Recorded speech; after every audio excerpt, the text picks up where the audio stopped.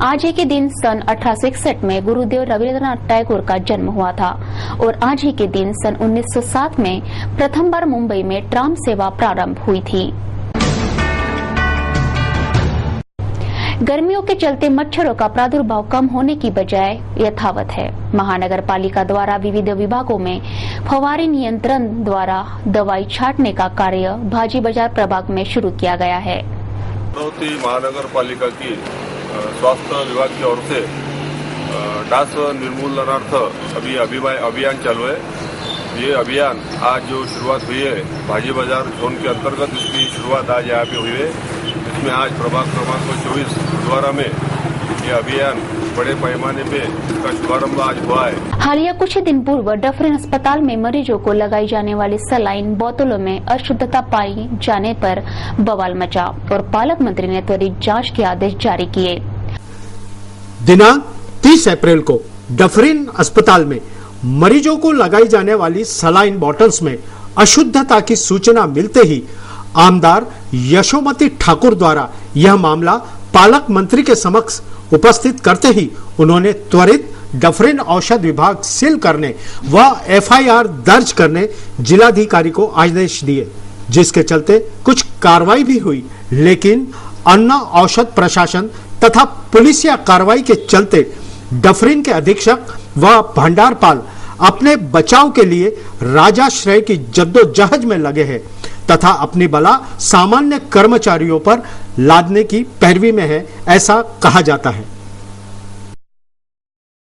दिनांक 6 मई रात 10 बजे के करीब नया कॉटन मार्केट रोड पर श्रीनिवास लड्ढा जिन में अचानक आग लग गई, जो त्वरित काबू में लेने से जाने माल का बड़ा नुकसान होने से बचा गया। पुरातन जिनिंग जोन कहे जाने वाले विभाग के श्रीनिवास लड्ढा जिन में देर रात 10 बजे के करीब रॉयल ब्लेड में आग लगी। आग से करीब 15,000 की कपास जलकर खाक हो गई। दमकल विभाग की तत्परता से और फायरमैन सैयद अनवर, शरीक खान, इम्तियाज खान आदि की तत्परता से आग पर त्वरित काबू पाने में सफलता हुई तथा बड़ी हानि से जिन को बचाया जा सका।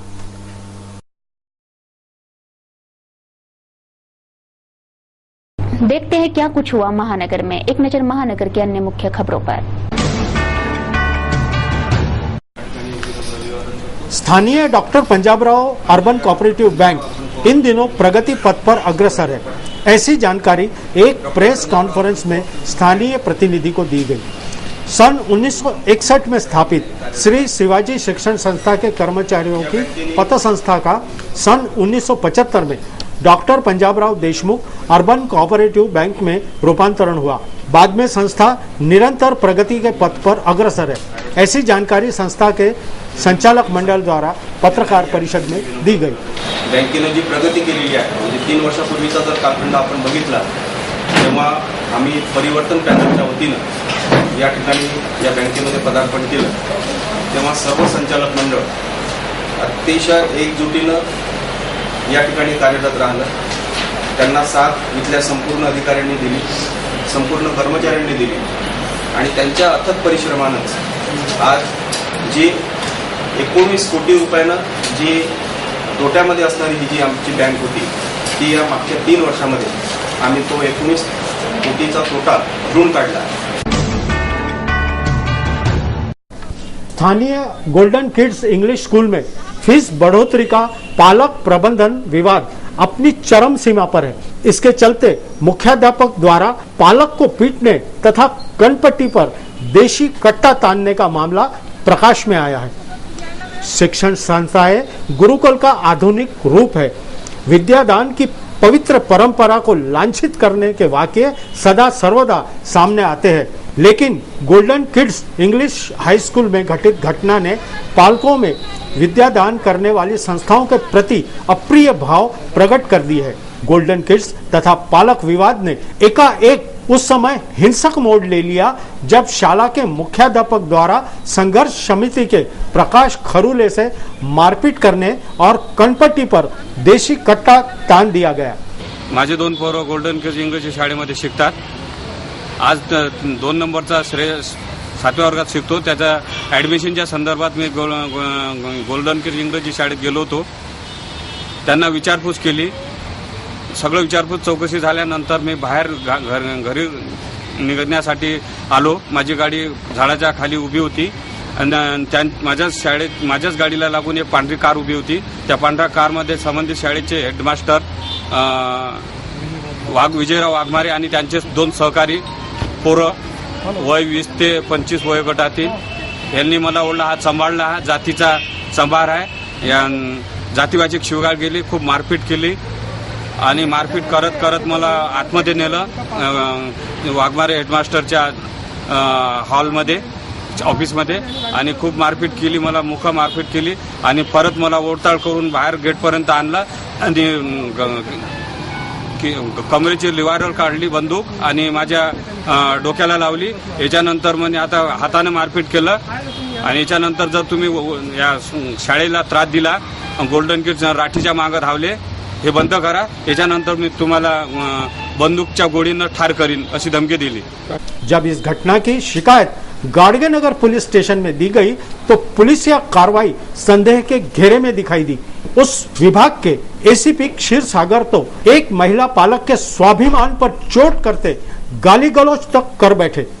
महिला वर्ग से एसीपी क्षीर सागर का अभद्र व्यवहार सब दूर नापसंद किया गया है. महिला पालक विधायक अनिल बोंडे की सगी बहन होने के कारण विधायक बोंडे भी पुलिस स्टेशन पहुंचे और एसीपी क्षीर सागर की अभद्रता पर काफी कहासुनी हुई तथा विधायक ने पुलिस आयुक्त से अभद्रतापूर्ण व्यवहार के लिए एसीपी क्षीर सागर को त्वरित निलंबन करने की मांग की, जिसे नकारते आयुक्त महोदय ने संजय लाटकर को संपूर्ण केस इंटरोगेशन व तपास के लिए प्रस्तुत किया. जिला परिषद आरोग्य विभाग द्वारा तालुका स्तरीय आरोग्य सेवक, आरोग्य सहायक, महिला व पुरुष आदि स्थानों के लिए 89 जगह की भर्ती प्रक्रिया आज आयोजित की गई.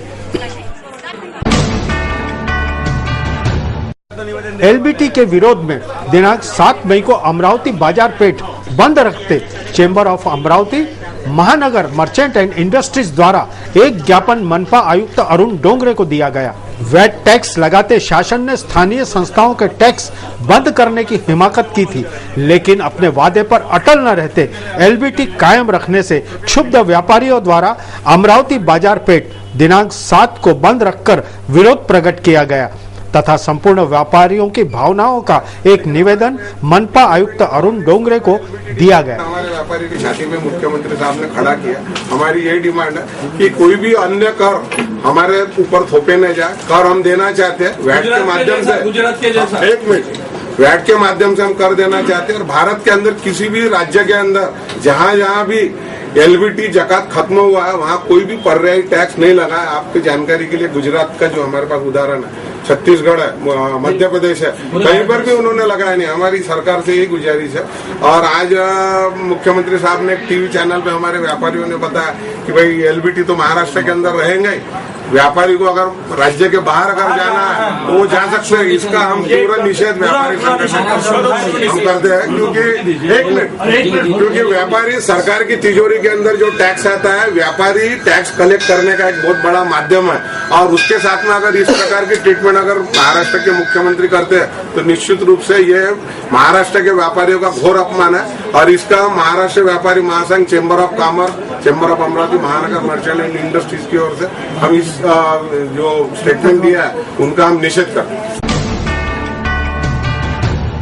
दिनांक 7 मई को संत ज्ञानेश्वर सांस्कृतिक भवन में समता व सामाजिक न्याय कार्यशाला का आयोजन सुबह 10 बजे से शाम 5 बजे तक आयोजित हुआ.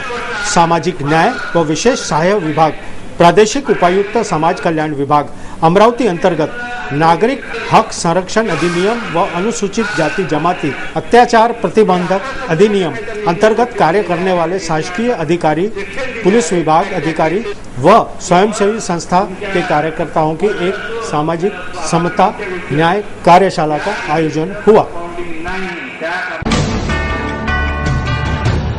नकली कागजातों पर प्लॉट बिक्री के एक मामले में गिरफ्तार नगर सेवक दिनेश बुप की जमानत की याचिका आज यहां के न्यायालय ने खारिज करते हुए बुप को 20 मई तक मजिस्ट्रेट कस्टडी रिमांड पर भेज दिया है। दिनेश बुप के वकील एडवोकेट प्रशांत देशपांडे ने निचली अदालत के इस फैसले के खिलाफ अब सेशन कोर्ट में चुनौती दी है। निचली अदालत में जमानत खारिज होने के बाद बुप की जमानत के लिए सेशन कोर्ट के न्यायाधीश एस दास की अदालत में अर्जी दाखिल की गई। सेशन कोर्ट अब बुप के जमानत की अर्जी पर कल सुनवाई करेंगी। उल्लेखनीय है कि नगर सेवक दिनेश बुप के पीसीआर की अवधि खत्म हो जाने के चलते उन्हें न्यायालय में पेश किया गया था। न्यायालय ने बुप को 1 दिन का न्यायिक कस्टडी देकर जेल भेज दिया। सूत्रों से मिली जानकारी के अनुसार जेल में आज दोपहर दिनेश बुप की तबीयत खराब हो जाने से उनके स्वास्थ्य का चेकअप किया गया। संभावना है कि डॉक्टरों की सलाह पर उन्हें इरविन अस्पताल में भर्ती किया जा सकता है।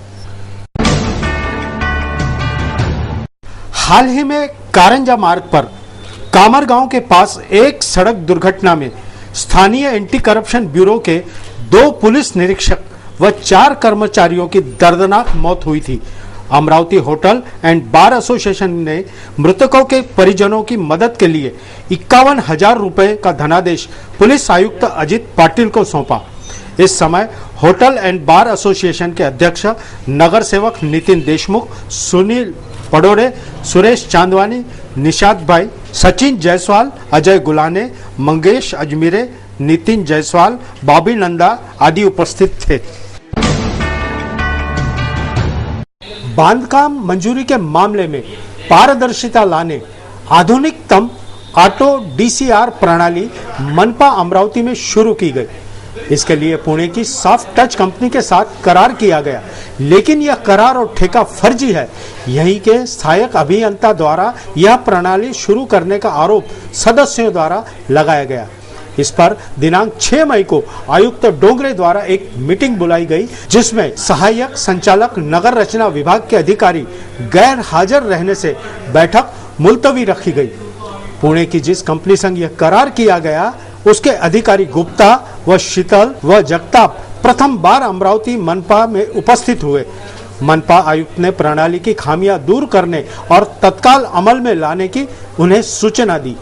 आपल्या अमरावती महानगरपालिकेच्या अंतर्गत जे मिस्टर निस्ताने आर्किटेक्ट ते होते, प्लस शैलेश वानखेडे बिल्डर असोसिएशनचे अध्यक्ष आणि इथं असोसिएशन पदाधिकारी ते म्हणाले होते। यात सविस्तर चर्चा झाली की ऑटो डीसीआर प्रणाली म्हणजे काय आणि ती कशी इम्प्लिमेंट करावी, आणि त्यात जे काही थोडे लॅकुनाज आहे, काही प्रॉब्लेम्स आहे, त्यावरती डिटेल्स चर्चा करण्यात आली आणि कंपनीने आम्हाला आश्वासन दिलं की ते काय लॅकुनाज जे आहे ते पूर्ण करतात। सर, ऑटो डीसीआर प्रणालीमध्ये पास झालेला नकाशा किती दिवसात संबंधित विभागाने मंजूर करावा या संदर्भात काही नाही, त्याबद्दल सुद्धा हा तर प्रशासकीय भाग आहे आणि त्याबद्दल आम्ही आमच्या अधिकाऱ्यांना सूचना देतोय। नियमाचं 60 डेजमध्ये व्हायला पाहिजे, पण त्या आधीच मागे पण एकदा बोललो होतो की 30 दिवसात आतमध्ये कसं मंजूर होईल याबद्दल आम्ही प्रयत्नशील आहोत।